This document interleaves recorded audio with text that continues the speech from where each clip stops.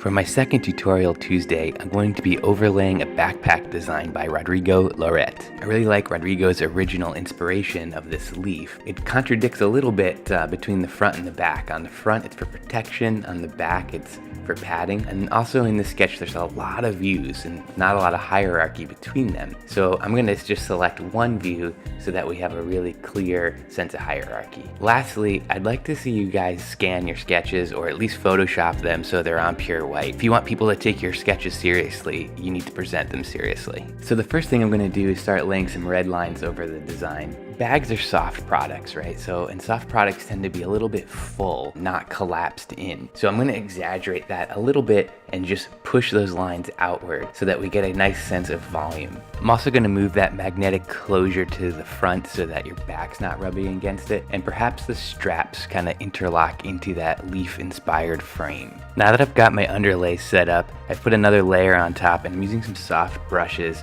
to just get a sense of the volume. Just working loosely to build up that sense of space. Once I have the volume in, another layer on top, and now I'm putting on some cleaner lines. I've duplicated that shaded layer so we get a lot more depth, and now I'm going to start adding some detail. I want to give this leaf-inspired frame a little bit more dimension, so I've used some airbrush tools and then erased back out to get these kind of chamfers over top. To differentiate the softer materials, I've added some microperf, and then I'm darkening it down to show it as kind of a black microperfed leather. Notice how I'm always kind of sloppy with these layers. Because I do it all in a separate layer, I can always erase back out. Looking at this frame, I want to add a few highlights just to make it pop. I want this to seem like a little bit of a harder material and really start to differentiate it from the leather below it. And let's add a few colored tops for the hardware. So those fasteners that hold the straps on, as well as the little magnetic closure. I want to pick that up again in the padded strap underside. Again, I want to make that a separate material, so added a little bit of texture to that.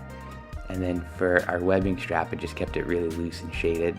Add a little shade in the background, a little shadow.